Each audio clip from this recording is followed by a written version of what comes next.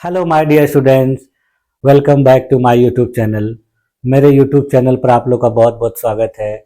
Dear student, आज की class में हम लोग बीए फोर्थ सेमेस्टर के शिक्षा शास्त्र विषय का अध्ययन करेंगे और इस क्लास में मैं आप लोगों को अधिगम के सिद्धांत में जो स्किनर के द्वारा दिया गया अधिगम का सिद्धांत था, जिसको क्रिया प्रसूत अधिगम का सिद्धांत के नाम से जाना जाता है, उसका अध्ययन कराऊंगा। इसके पहले की क्लासेस में हम लोगों ने अधिगम के दो और सिद्धांतों के बारे में अध्ययन किया था, जिसमें सबसे पहले मैंने आप लोग को थॉर्नडाइक के द्वारा दिया गया प्रयास एवं त्रुटि का सिद्धांत बताया था, पढ़ाया था, समझाया था। और उसके बाद फिर पावलोव के द्वारा दिया गया शास्त्रीय अनुबंधन का सिद्धांत बताया था।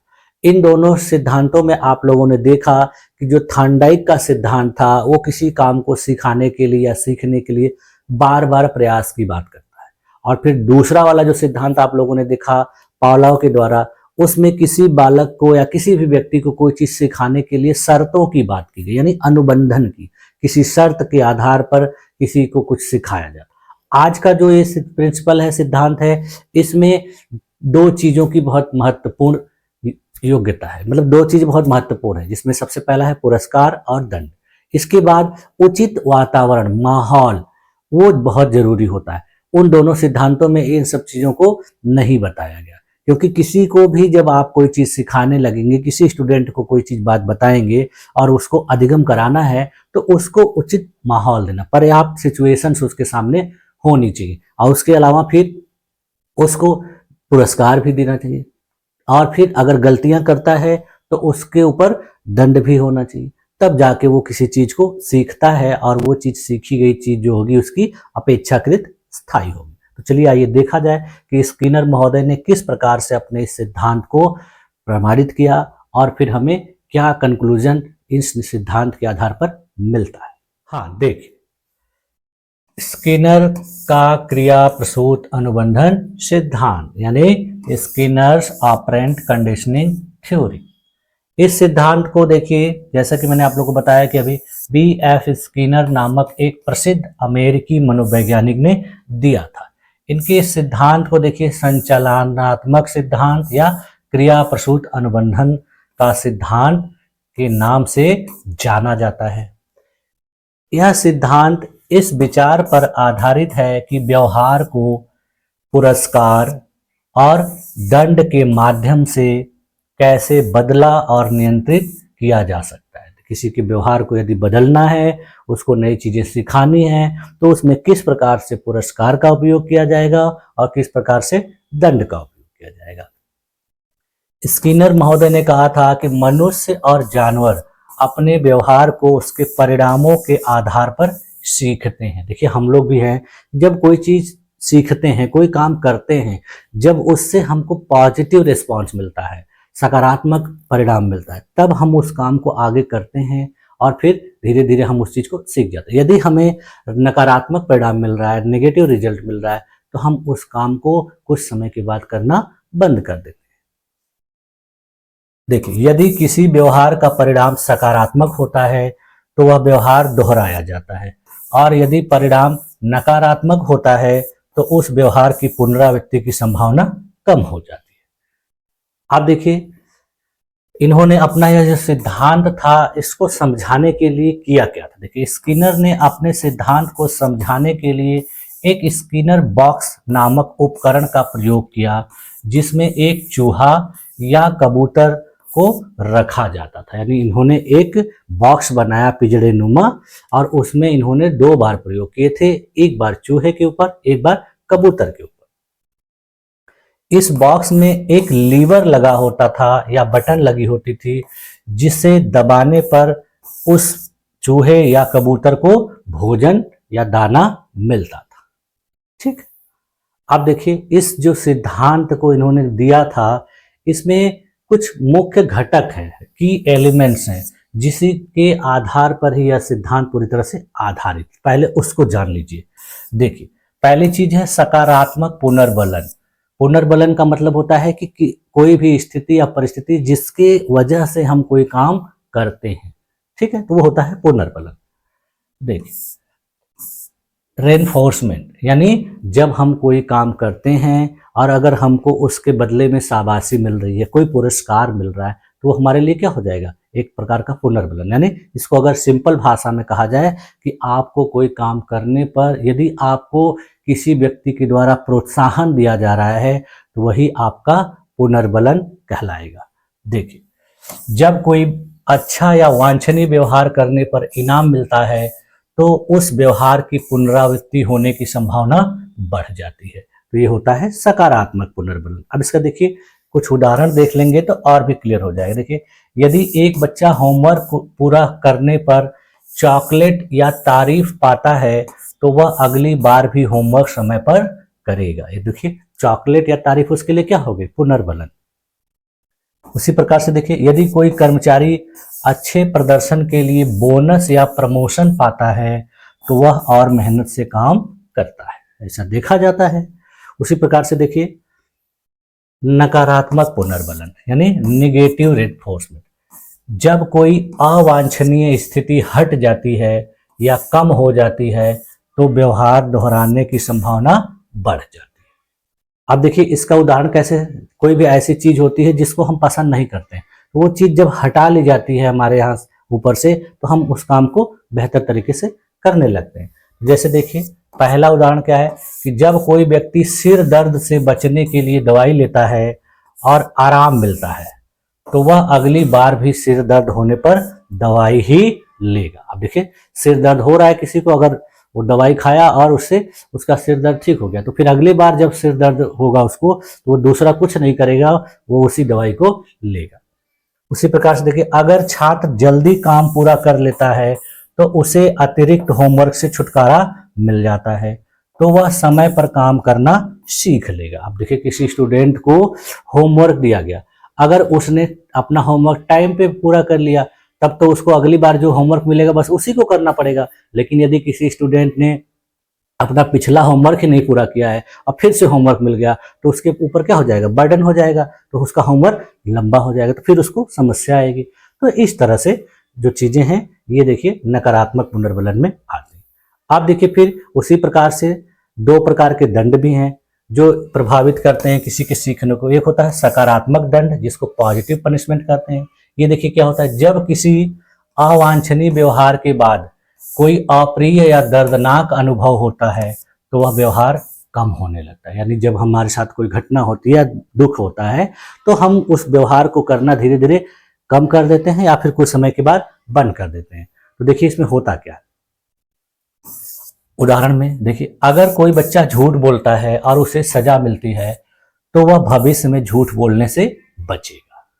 उसी प्रकार से देखिए दूसरा उदाहरण, ट्रैफिक का नियम तोड़ने पर चालान कटने से व्यक्ति नियमों का पालन करने लगता है। जब देखिए कोई व्यक्ति ट्रैफिक सिग्नल पर रेड लाइट को क्रॉस करके आगे बढ़ जाता है और उसको वही चालान कर दिया जाए ट्रैफिक पुलिस के द्वारा, तो फिर वो दोबारा कभी भी ट्रैफिक लाइन को क्रॉस नहीं करेगा। तो क्या हो गया, इसके लिए सकारात्मक दंड, यानी वो काम करना गलत है और आपने किया, इसके वजह से आपको दंड दिया गया, तो आप फिर उस काम को दोबारा नहीं करेंगे।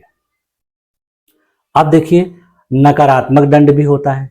नकारात्मक दंड देखिए क्या होता है, नेगेटिव पनिशमेंट, जब कोई सुखद चीज हटा दी जाती है तो अवांछनीय व्यवहार की पुनरावृत्ति कम हो जाती है। अब हमारे लिए कोई ऐसी चीज है जो हमको सुखद अनुभव करा रही है और वो चीज हमारे ऊपर से हटा ली जा रही है, तो उससे हमारा जो व्यवहार होगा अवांछनीय व्यवहार, उसकी दोहराने की जो दर है वो कम हो जाएगी और धीरे धीरे हट जाएगी। देखिए उदाहरण में देखिए अच्छे से क्लियर हो जाएगा। अगर बच्चा मोबाइल पर ज्यादा समय बिताता है और माता पिता उसका मोबाइल छीन लेते हैं तो वह अगली बार सीमित समय तक ही मोबाइल का उपयोग करेगा। ये देखिए क्या है, ये एक प्रकार का नकारात्मक। उसी प्रकार से देखिए परीक्षा में कम अंक आने पर जेब खर्च कम कर दिया जाए तो बच्चा अगली बार अधिक मेहनत करेगा। यानी ये कैसा उदाहरण है, एक प्रकार का नकारात्मक दंड का उदाहरण है। अब देखिए इनके प्रयोग को देख लिया, हम लोगों ने इनकी जो मूल बातें थी उसको देख ली, अब इनके प्रयोग को भी समझ लिया जाए। देखिए इनका प्रयोग अभी मैंने बताया आप लोगों को, स्किनर बॉक्स नामक एक इन्होंने पिंजरा लिया था, इसलिए इनके इस बॉक्स को इनके नाम से ही बुलाया जाता है और बताया जाता है। देखिए इन्होंने अपने प्रयोग में एक स्किनर बॉक्स बनाया जिसमें उन्होंने एक चूहे को रखा। बॉक्स में एक लीवर हैंडल था जिसे दबाने पर चूहे को खाना या दाना मिलता था। चूहे ने गलती से लीवर दबाया और खाना मिल गया, तो उसने फिर से लीवर दबाना शुरू कर दिया। एक बार उसका गलती से दब गया, उसको दाना मिल गया, तो फिर उसने लीवर को दबाना शुरू किया। धीरे धीरे चूहे ने यह सीख लिया कि लीवर दबाने से खाना मिलता है, इसलिए वह बार बार यह क्रिया करने लगा। कुछ देर के बाद में देखिए, स्किनर ने बिजली का हल्का झटका देने वाली सतह उसमें ऐड कर दिया, यानी उसको आसानी से भोजन मिल जा रहा था, वो लीवर दबा दबा के पा जा रहा था। तो उन्होंने देखा कि जब परिस्थितियां बदली जाएं तब देखिए वो किस प्रकार का व्यवहार करता है, या फिर कुछ उसमें नकारात्मक सकारात्मक पुनर्बलन या नकारात्मक सकारात्मक दंड दिया जाए तो वो किस प्रकार का व्यवहार करता है।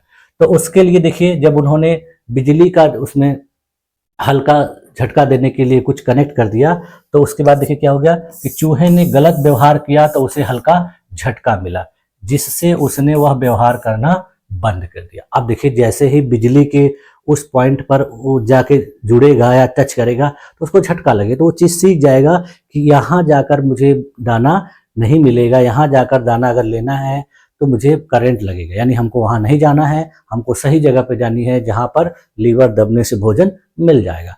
तो इस चीज़ को इन्होंने इस प्रयोग में देखिए इस प्रकार से दिखाया। देखिए यहाँ पर एक चूहा है, ये बॉक्स है, इसी को स्किनर बॉक्स कहते हैं। यहाँ पर देखिए ये चीज़ें हैं, यहाँ पर देखिए ये लीवर है, जब दबेगा तो यहाँ पर उसको ऐसे यहाँ से भोजन मिल जाएगा। तो इस तरीके से इन्होंने इस बॉक्स को बनाकर इसका प्रयोग किया था। उनका देखिए एक प्रयोग और भी था, वो कबूतर के ऊपर किया था उन्होंने। तो उसी प्रकार से एक कबूतर को भी अपने इस बक्से में बंद कर दिया उन्होंने, और जब कबूतर चोंच मारता था तो लीवर से जैसे ही टच होता था तो उसको एक दाना गिर जाता था, तो फिर वो और चोंच मारता था। तो ऐसे ऐसे करके उसने पूरी तरह से अपना गर्दन घुमा घुमा के चारों तरफ चोंच मारा और फिर उसको दाना मिलता था। उसी के बाद फिर इन्होंने इसी में प्रयोग किया कि कुछ लाइट लगाया था उन्होंने, तो लाइट को अलग अलग समय पर देखिए, लाल लाइट और हरी लाइट, इसको अलग अलग टाइम पर जलाते थे, और फिर उसके अनुसार वो जब क्रिया करता था तो उसको दाना दिया जाता।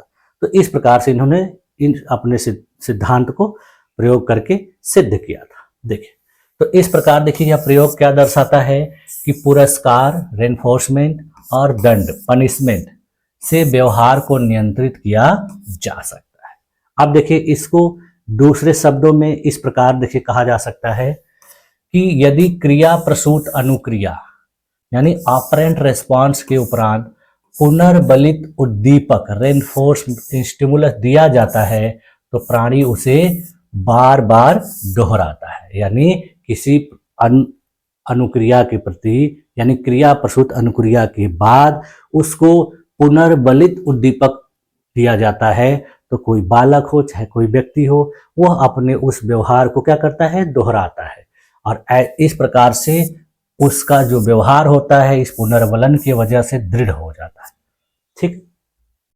अब जो पुनर्बलक होता है वो देखिए धनात्मक तथा ऋणात्मक किसी भी प्रकार का हो सकता है। धनात्मक पुनर्बलक की उपस्थिति में अनुक्रिया के दोहराए जाने की प्रायिकता प्रोबेबिलिटी बढ़ जाती है, जबकि ऋणात्मक पुनर्बलक के हटाए जाने पर अनुक्रिया के दोहराने जाने की प्रायिकता बढ़ जाती है। ये सब चीजें अभी मैंने आप लोग को ऊपर बताया था जो की एलिमेंट्स में। देखिए, अब इसमें कुछ ऐसी चीजें हैं जो धनात्मक पुनर्बलक में आती है, जैसे देखिए भोजन, पानी, प्रशंसा, मेडल, ये सब क्या है, धनात्मक पुनर्बलक, जिसके मिलने पर किसी भी प्राणी के कार्य करने की दर, किसी भी जीव के कार्य करने की जो दर है, प्रायिकता है, वो बढ़ जाती है। उसी प्रकार से देखिए, जबकि तेज शोर, विद्युत आघात, निंदा आदि ऋणात्मक पुनर्बलक हैं, जिनके मिलने पर किसी के कार्य करने की दर या तो रुक जाती है या तो एकदम धीमी हो जाती है। ठीक है। अब देखिए, यहाँ पर दंड तथा ऋणात्मक पुनर्बलक के अंतर को भी समझना बहुत ही आवश्यक होगा। इसको देख लीजिए कैसे।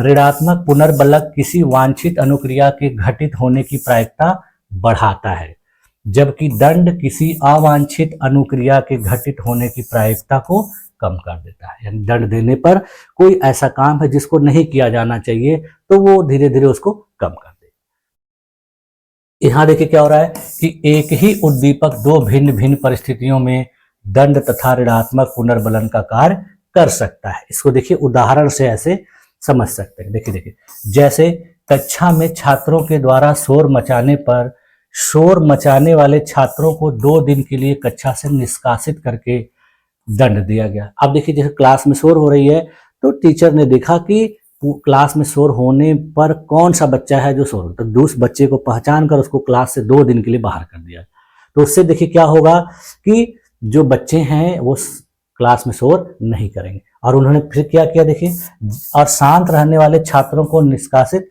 नहीं किया। तो इसका मतलब क्या है कि यह एक प्रकार का ऋणात्मक पुनर्बलक है। निष्कासित कर दिया गया जो शोर करते थे उनको, और जो शोर नहीं करते थे उनको क्लास में रहने दिया गया। तो यहीं पर देखिए 2 प्रकार के पुनर्बलकों का उपयोग किया गया।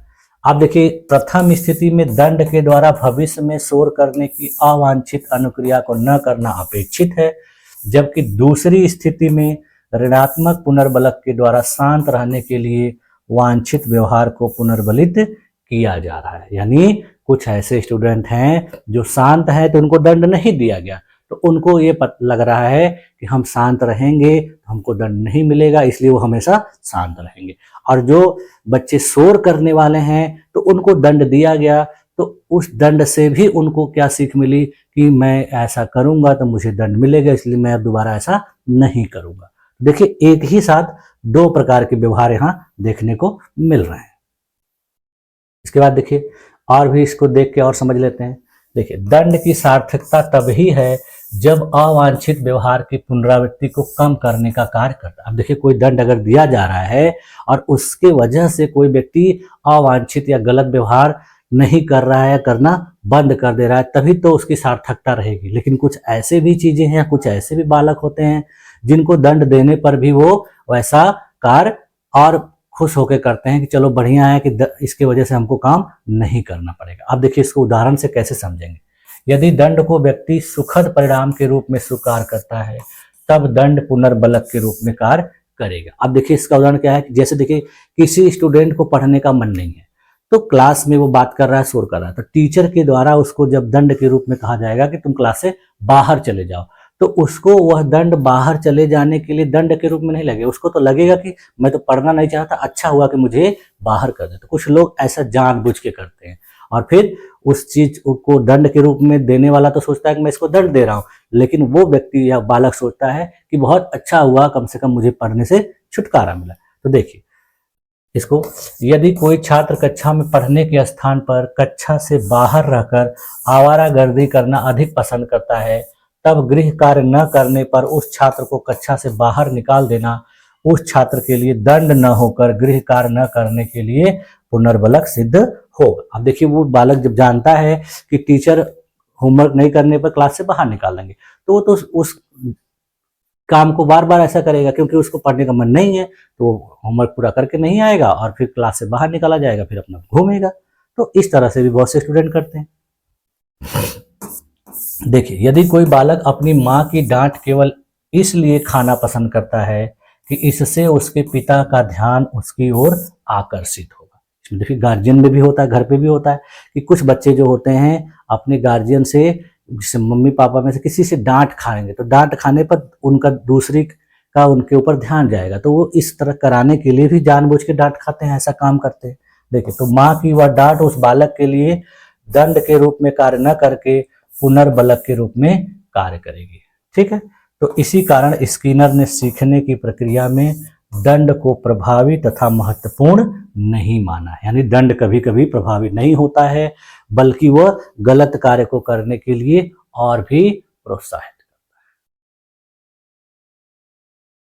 है। अब देखिए इस सिद्धांत का क्या इम्प्लीकेशन है। यानी ये सिद्धांत तो आप लोगों ने देख लिया कि ऐसे ऐसे करके काम सिखाए जा रहे हैं, करवाए जा रहे हैं, तो शिक्षा के क्षेत्र में इसका क्या उपयोग है, इसको कैसे उपयोगी शिक्षा में बनाया जाता है। तो देखिए स्किनर के सिद्धांत का प्रयोग शिक्षा के क्षेत्र में इस प्रकार किया जाता है। सबसे पहला देखिए, अच्छे व्यवहार को पुरस्कृत करके, यानी जब कोई स्टूडेंट अच्छा व्यवहार कर रहा है तो टीचर के द्वारा उसको पुरस्कृत किया जाएगा। देखिए शिक्षक अच्छे प्रदर्शन करने वाले छात्रों को पुरस्कार देकर उसकी मेहनत को प्रोत्साहित कर सकते हैं, जिससे वो और अच्छे से काम करेगा।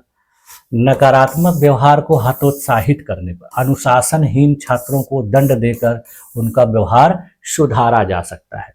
जो सुधरने वाले हैं उनको छोटे छोटे लक्ष्य निर्धारित करना, यानी जब कोई कठिन विषय है तो उसको छोटे छोटे हिस्सों में बांटकर सिखाने से छात्र आसानी से सीख जाते हैं। जैसे उन्होंने अपने प्रयोग में किया था कि थोड़ा थोड़ा अनाज उसको दिया जा रहा था और गैप कर करके और फिर बाद में उस चीज को करना सीख गया तो उसको अच्छे तरीके से मिलना लगा। ठीक, उसके बाद देखिए शिक्षा तकनीक में उपयोग। देखिए बहुत सारे ऑनलाइन लर्निंग प्लेटफॉर्म पर गेमिफिकेशन का उपयोग किया जाता है, जहां सही उत्तर देने पर अंक मिलते हैं। देखिए बहुत सारा ऐसा आप लोगों ने देखा होगा, क्विज वगैरह सब सॉल्व करते हैं आप, तो जब जैसे ही आप सही उत्तर देते हैं तो आपका उसमें रिवार्ड के रूप में नंबर बढ़ जाता है, पॉइंट बढ़ जाता है, और जैसे ही आप गलत उत्तर देते हैं तो आपका घट जाता है। तो इस सिद्धांत के आधार पर भी इस तरीके से किया जाता है। आप देखिए इन सिद्धांत की आलोचना भी की गई है। कोई भी सिद्धांत होता है देखिए पूरी तरह से 100% परफेक्ट नहीं होता है, तो यह भी कहीं ना कहीं थोड़ा चूक होता है। जैसे अभी मैंने बताया कि कभी कभी जो अच्छे स्टूडेंट होते हैं, अच्छे बालक होते हैं, वो क्या करते हैं कि दंड देने पर गलत कार्य करना बंद कर देते थे। लेकिन बहुत से ऐसे लोग होते हैं जो उस दंड को जानबूझकर पाना चाहते हैं और दंड मिलने से वो काम उनको नहीं करना पड़ेगा, तो ऐसे भी होते हैं। तो उसी प्रकार से देखिए इसकी आलोचना की गई है।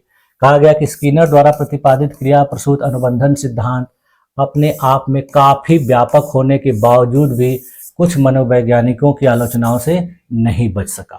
देखिए कुछ मनोवैज्ञानिकों के अनुसार इसमें क्रमबद्धता तथा वैज्ञानिकता का अभाव है, यानी कहा जा रहा है कि इसमें कोई क्रमबद्धता नहीं है और न तो इसमें कोई वैज्ञानिकता है। उन्होंने कहा कि स्किनर द्वारा सीखने में पुनर्बलन को आवश्यक मानने की आलोचना करते हुए अनेक मनोवैज्ञानिकों का मानना है कि पुनर्बलन के अभाव में भी सीखना संभव है। यानी कुछ मनोवैज्ञानिकों ने कहा कि कोई जरूरी नहीं है कि बार बार पुनर्बलन ही दिया जाए, बहुत से ऐसे काम हैं जिसमें बिना पुनर्बलन के भी सिखाया जा सकता है। देखिए बहुत से ऐसे स्टूडेंट होते हैं जिनको सीखना ही है, जिनका लक्ष्य ही सीखना है, तो वो सीखेंगे ही, उनको चाहे पुनर्बलन दिया जाए चाहे ना दिया जाए। देखिए अनेक मनोवैज्ञानिकों ने सीखने की प्रक्रिया को ठीक ढंग से स्पष्ट करने में स्किनर के सिद्धांत को अधूरा तथा अपर्याप्त माना है। अपनी आलोचनाओं के बावजूद अधिगम के क्षेत्र में स्किनर का सिद्धांत तथा उसका योगदान अत्यंत महत्वपूर्ण माना जाता है। देखिए ये सारे जितने भी अधिगम के सिद्धांत हैं, ये छोटे क्लास के बालकों पर बहुत अच्छे तरीके से अप्लाई होते हैं। जो बच्चे बड़े हो जाते हैं तो उन पे यह सिद्धांत पूरी तरह से लागू नहीं हो पाता है। तो आप लोगों को अभी इस सिद्धांत को इसी पर्सपेक्टिव से देखना है कि आप जब टीचर बनोगे तो आपको छोटे बच्चों को पढ़ाते समय इस सिद्धांत का उपयोग कैसे करना है और बच्चों को किस प्रकार से अच्छे तरीके से कोई चीज सिखानी है। देखिए स्किनर द्वारा प्रतिपादित विभिन्न संप्रत्यय जैसे क्रिया प्रसूत व्यवहार, पुनर्बलन, ढालना, श्रृंखलन आदि अधिगम मनोविज्ञान में अभी भी प्रासंगिक बने हुए, यानी इतनी आलोचना की गई लेकिन इसके बावजूद भी इनकी जो मुख्य मुख्य बातें थी वो आज भी शिक्षा के क्षेत्र में अधिगम कराने में बहुत ही महत्वपूर्ण योगदान दे रहे हैं। आप देखिए इसका कंक्लूजन क्या निकल के आ रहा है, निष्कर्ष।